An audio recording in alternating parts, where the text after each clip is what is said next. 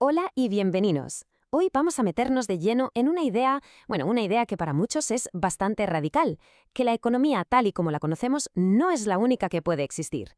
Así que vamos a ello. A ver, es que muchas veces damos por hecho que la economía es como, no sé, como la ley de la gravedad o el tiempo que hace. Algo que está ahí y punto, ¿verdad? Pues resulta que no.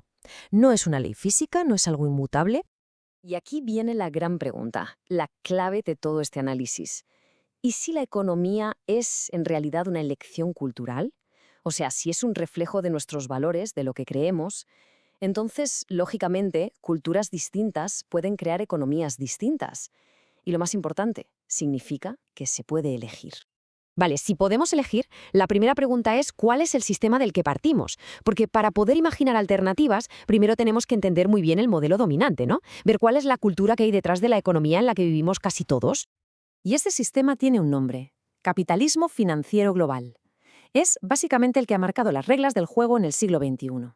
La idea central es que el dinero, el capital, moviéndose a toda velocidad por los mercados de todo el mundo, es lo que mueve, lo que lo mueve todo. Pero ojo, que esta cultura no surgió de la nada. Es como si se hubiera ido construyendo por capas a lo largo de los siglos. La base de todo, la primera capa, fue esa ética protestante que decía que acumular riqueza era casi una señal divina.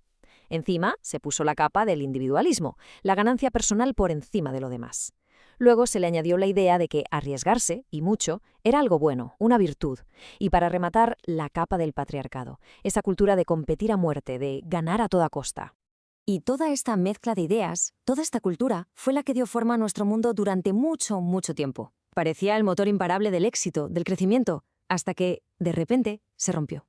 Pero esa ruptura no fue el final de la historia. Al contrario, fue el pistoletazo de salida. Fue lo que hizo falta para que muchísima gente empezara a pensar en otras formas de organizarnos, en otras economías. 2008. Esa fecha lo cambió todo. Fue el punto de inflexión, porque la crisis financiera mundial no fue solo una cuestión de dinero, fue sobre todo una crisis de confianza. Dejó al descubierto que ese sistema que nos parecía indestructible, pues era increíblemente frágil. Y eso, claro, abrió la puerta a imaginar otras cosas.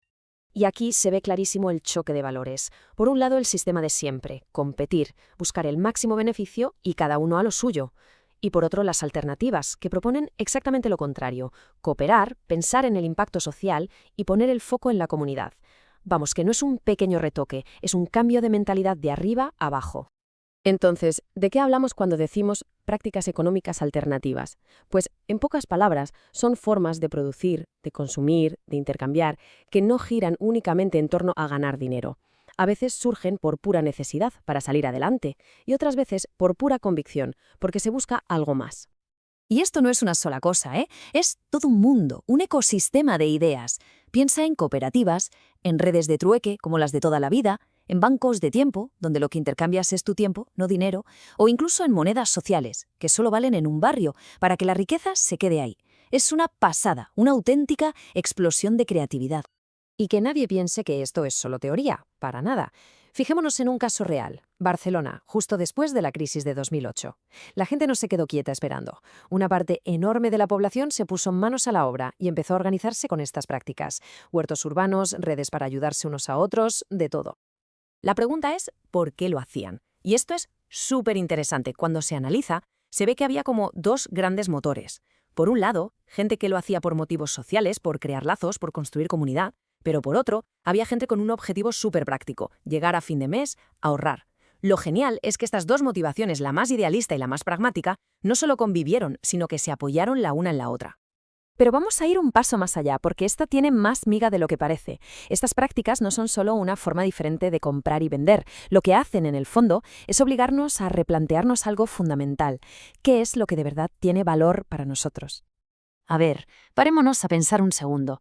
En la economía actual, ¿qué trabajo se considera valioso? Pues normalmente el que se puede medir en euros, el que da beneficios. Pero, ¿de verdad esa es la única forma de medir el valor? ¿No hay nada más? Y justo ahí es donde la economía feminista tiene mucho que decir. Y cuidado, que no va solo de que las mujeres tengan los mismos trabajos y sueldos, va mucho más allá. Es una crítica a todo el sistema, que busca poner el foco en todo ese trabajo fundamental que, como no se paga, la economía tradicional simplemente no ve.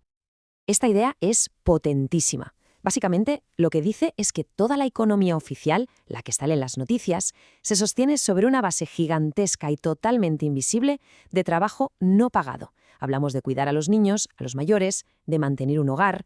Todo ese trabajo que, como no tiene una etiqueta con un precio, para la economía es como si no existiera. El cambio de chip que propone la economía feminista es brutal.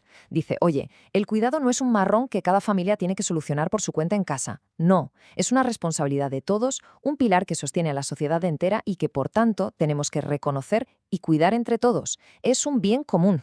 Muy bien. Y con todo esto sobre la mesa, ¿hacia dónde vamos? ¿Estamos hablando de 4 iniciativas aisladas, de una simple anécdota, o de verdad esto podría ser la semilla de una economía diferente en el futuro? Para responder, ejemos un vistazo rápido a la historia de las monedas complementarias. Porque esto no es de ahora, ¿eh? Fíjate, el banco Weir en Suiza lleva funcionando desde 1934 como una red de seguridad para las empresas en tiempos de crisis. En los 80 se pusieron de moda los sistemas LEDs de intercambio local.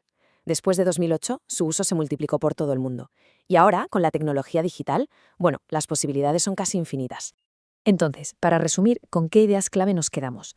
Primero y más importante, la economía no es algo fijo, es una creación cultural y por tanto la podemos cambiar.